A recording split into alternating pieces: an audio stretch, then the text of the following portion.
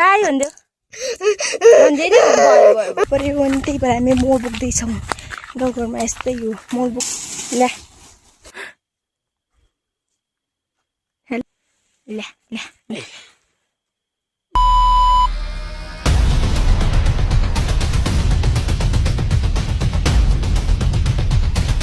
hello guys स्वागत छ तपाईहरुलाई मेरो नयाँ भिडियोमा आइ हजुर सन्चै हुनुहुन्छ होला म पनि एकदमै सन्चै छु अनि हाम्रो चाहिँ एसी सकिसकेको छ अस्ति सकेको अनि हामी चाहिँ हिजो फर्क्यौं किनभने चाहिँ हामी 18 गते चाहिँ झरेको थियौं सो त्यो अस्ति आएको भए चाहिँ 9 दिनको हुन्थ्यो अनि सो हामी त्यही भएर आएनौं अनि त्यो दिन चाहिँ त्यही उतै बस्यौं रमाइलो गर्यौं अनि हिजो आइम अनि सो मैले तपाईहरुले भनेको थियो बिदाईको दिनको ब्लगमा चाहिँ के भनेको थिएँ भन्दा एसी पछि चाहिँ म डेली ब्लग ल्याउँछु भनेको थिएँ सो म चाहिँ अब ट्राई गर्नेवाला छु अनि सो अब चाहिँ अब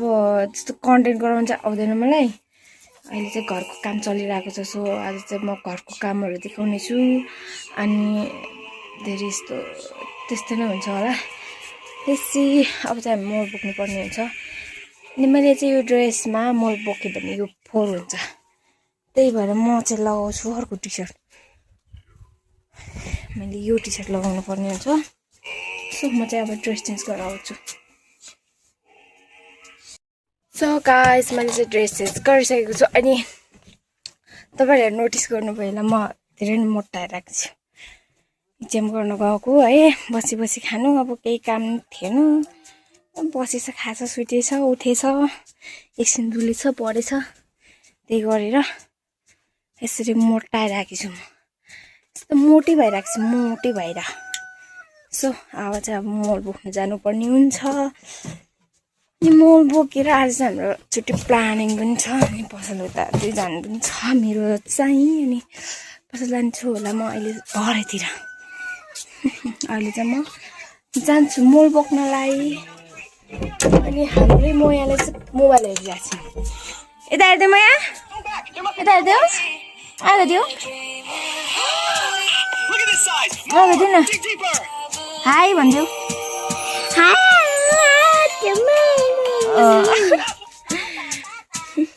सो अब चाहिँ म जान्छु साथीहरू मोल बोक्नको लागि तो गाइस कताको लग्ने यो कता लग्ने हो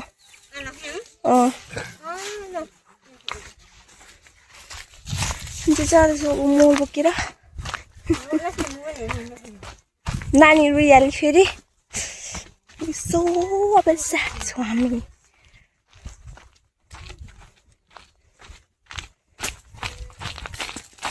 त्यो चिच्चाको सुन्नु त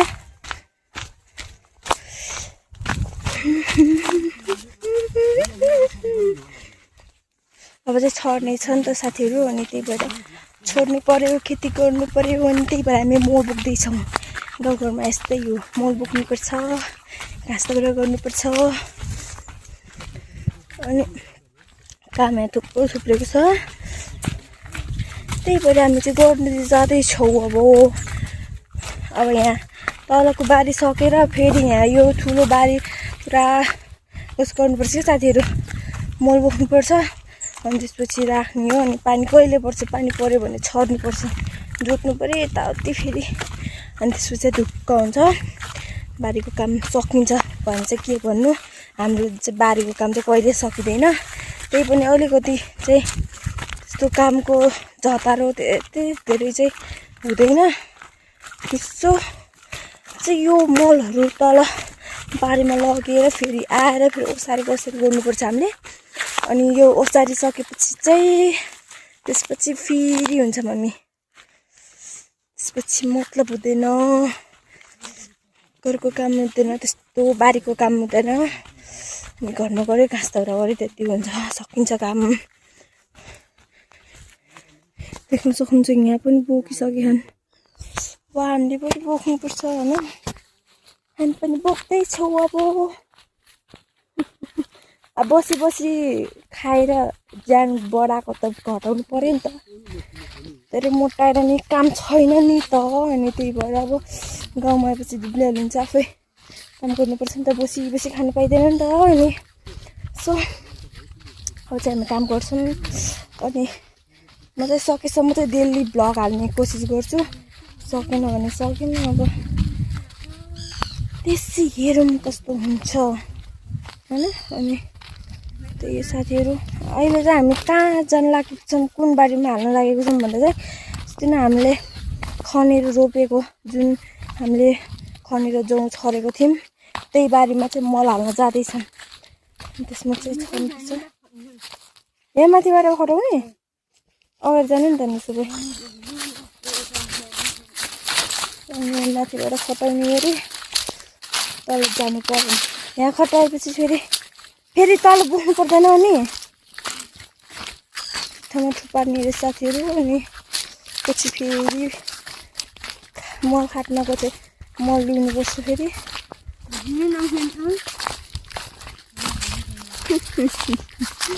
कहाँनिरबाट यहीँबाट नि देख्न सक्नुहुन्छ साथीहरू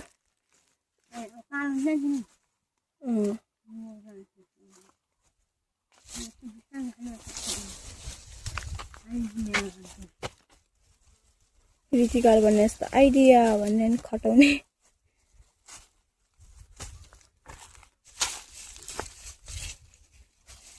तार चाहिँ किन निकालेको यस्तो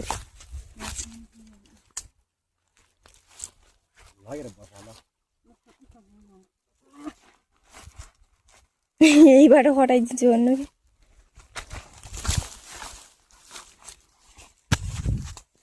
मेरो पालो ल्या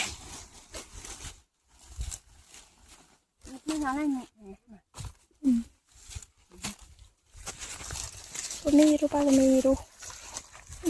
पकाउनु पकाउनु न खुट्टाले भरै पर्नु दिँदैन मेरो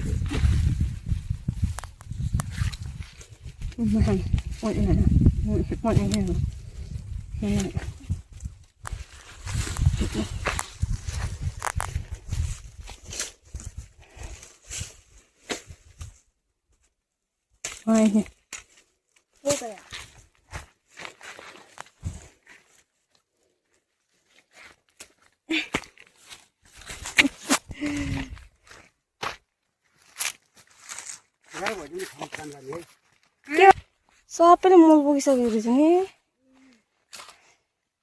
अब हामी मात्र रहेछ हामी पनि बोक्छ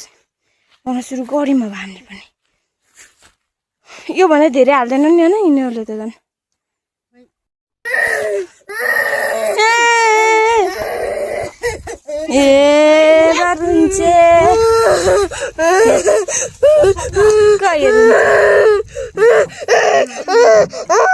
किन रोको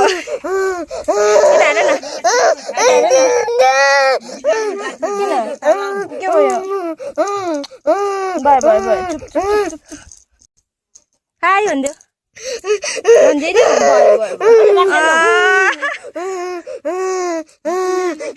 के भयो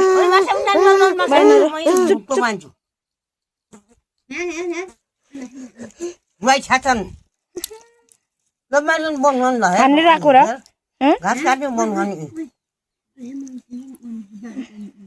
हामीले राखेको र होइन नि होइन नि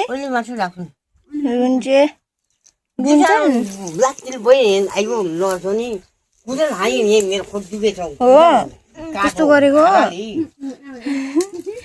किन त्यस्तो गरेको किन त्यस्तो गरेको माथिको तिमी यताबाट त मैनी रोएर हाँसुनाको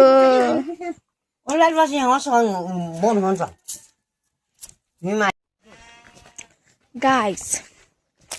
म चाहिँ हिजो हिजो भन्नु आउँछ कि फेरि म चाहिँ अघि दिउँसो 12 बजी 12:30 जस्तै 1 बज्न आँटेको थियो रुममा गएर घडी हेर्दा चाहिँ 12:55 भइसकेको थियो 12:30 बजेदेखि चाहिँ हामीले त्यही मलहरू उठाउने काम मात्रै गऱ्यौँ अनि खाना खाएर एकछिन पल्टेको पल्टापल्टी अनि उठेर एकछिन नानी हेरेँ यताउति गरेँ अनि अहिले चाहिँ जाँदैछु पसलमा मैले अघि तपाईँहरूलाई पनि भनेकै थिएँ सो म चाहिँ अब सामान ल्याउन जाँदैछु अनि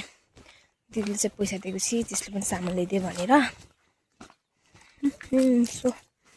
म पसल जान्छु अनि आएर यताउति गरेर खानासाना बनाउने काम छ फेरि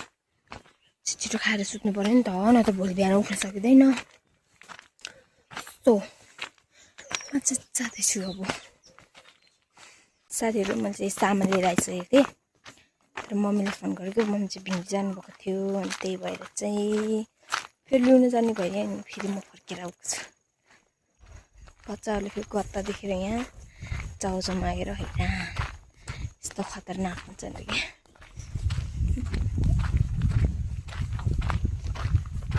अब चाहिँ म जान्छु मम्मीले ल्याउन फेरि तल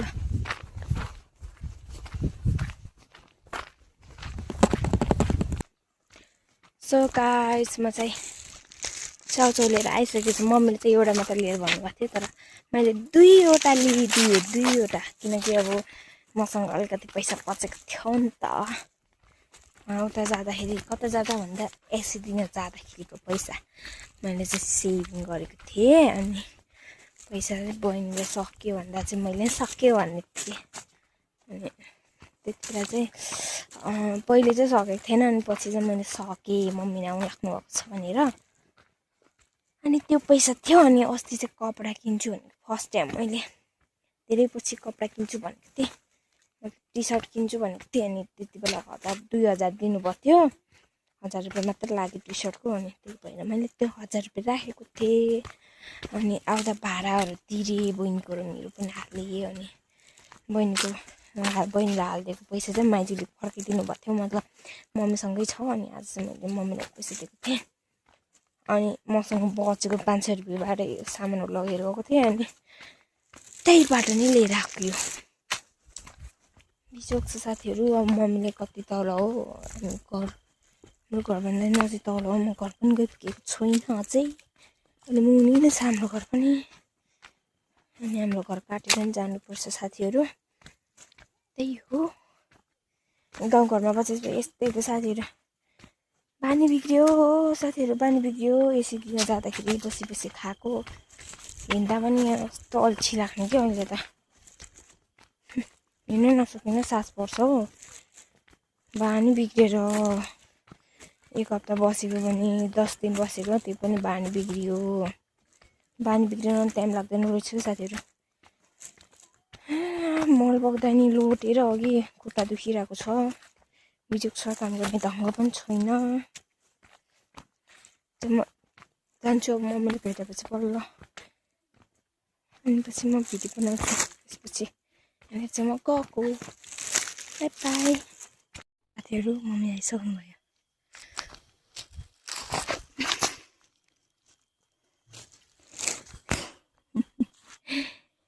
अँध्यारो छ देखिँदैन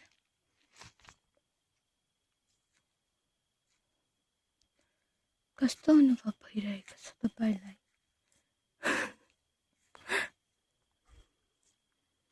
हेलो गाइस भन्दैन कि दौ भएर बोल्ने हालतमा हुनुहुन्न मम्मी रात परिसकेको छ साथीहरू ल्या कस्तो महसुस भयो तपाईँलाई फिर्ता आउनु पर्दा